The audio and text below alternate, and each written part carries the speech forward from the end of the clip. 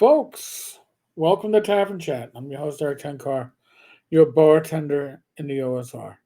So, why are we looking at semaphore? Well, Enworld had an article up about Chris Cox, and it's pulled from semaphore. So I figured we'd take a look at semaphore. And Chris Cox in the article, we had to go back to play how Hasbro's Dungeon Master CEO got serious about games.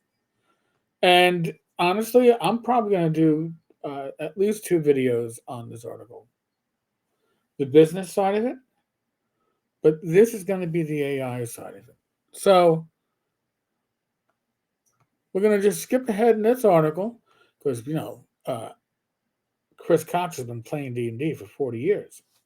He says so. He says he runs a game on Sundays for his marketing team. He says so.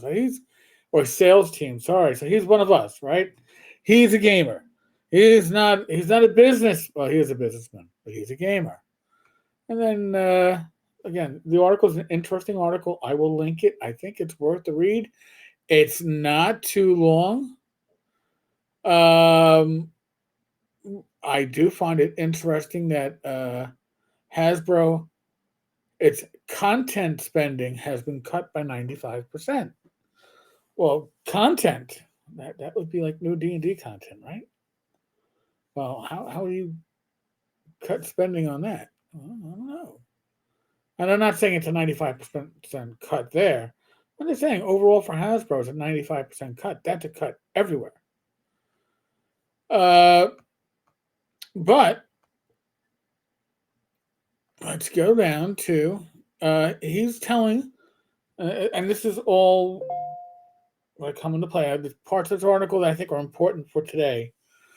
Last month, he articulated a more confident narrative, telling investors Hasbro could reach 50% more customers by 2027, 2 years, while delivering mid-single-digit revenue growth, improving profit margins, and cutting debt.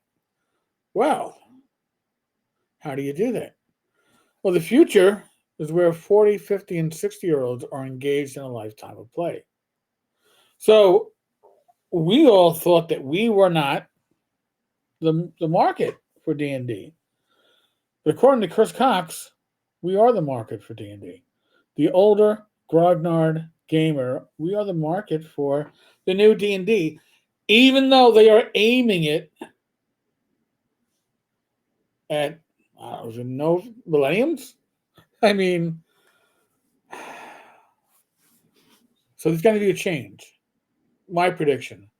D&D is going to have an identity crisis because that lifetime of play who has the expendable money?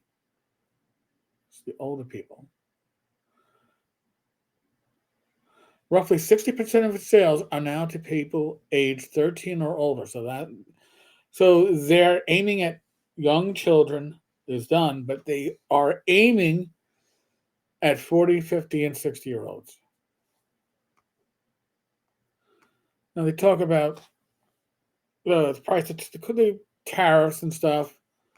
How they aren't serving 85% of their customers. That's saying that they're missing 85% of their potential customer base. They're talking about toys in this part, but I'm sure they're also talking about D&D to some extent.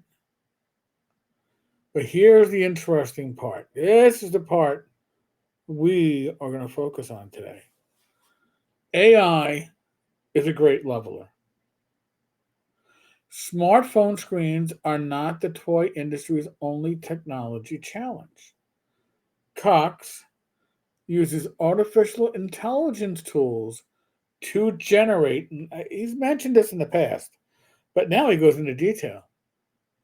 Storylines, art, and voices for his D&D characters, and hails AI as a great leveler for user-generated content. Now, hey, I'm going to throw this out there. I use AI. Occasionally, I use AI to generate thumbnails or at least art for thumbnails, but I also use AI for the shorts. Right? AI, it's all my content, but AI goes in and says, "Hey, I think these 3, 4, 5 pieces are worthy of being pulled out for shorts." It's a great tool. Okay, user generated content. So is the future of D&D WotC producing material, or is the future of D&D user generated content using an AI subscription? Well, current AI platforms are failing to reward creators for their work. But I think that's solvable, he says, describing himself as an AI bull. That means he believes in AI. He thinks it's marketable. He thinks it's profitable. He thinks that's where the profits are going to be coming from in the future.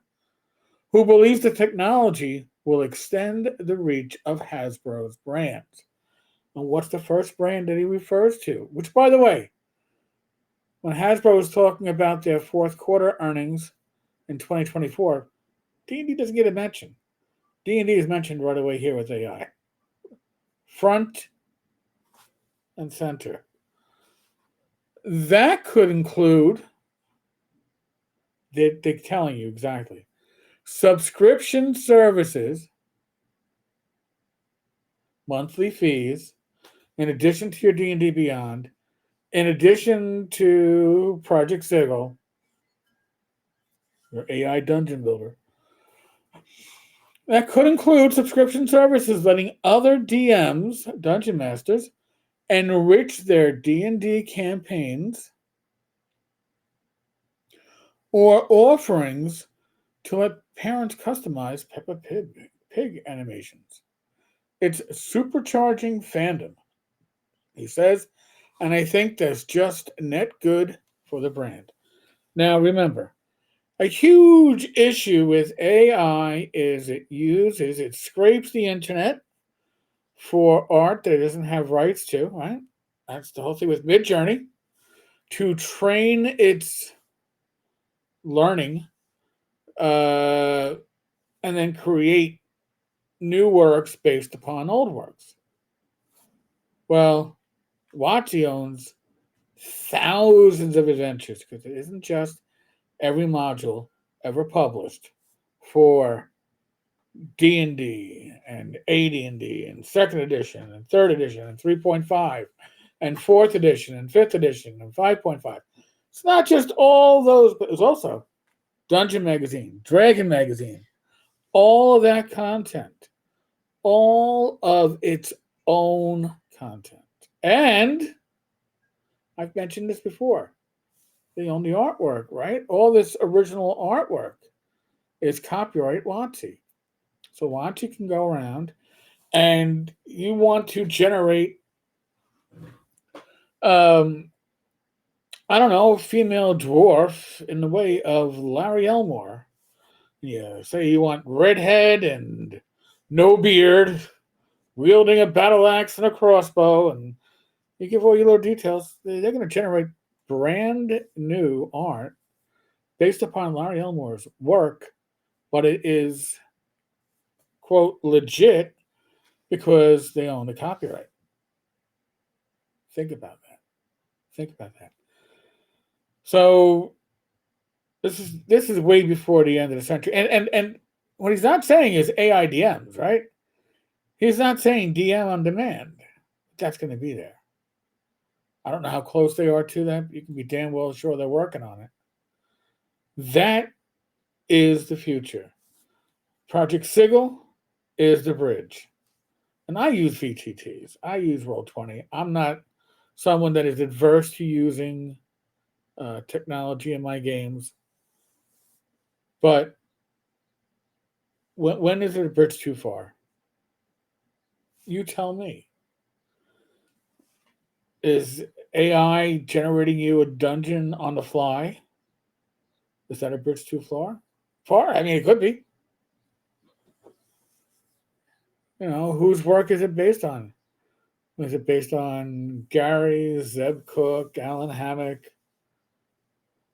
Frank Metzner, Monty Cook? All the stuff that's owned by WotC, by Hasbro by extension. Give me your thoughts. Tell me what you think. What is the future? What is the intent? All right. Other than that, there's a live stream tonight, 8 p.m. Myself and my wife, Rach, Gamers Health. We hope to see you there. Be well. Be good. God bless.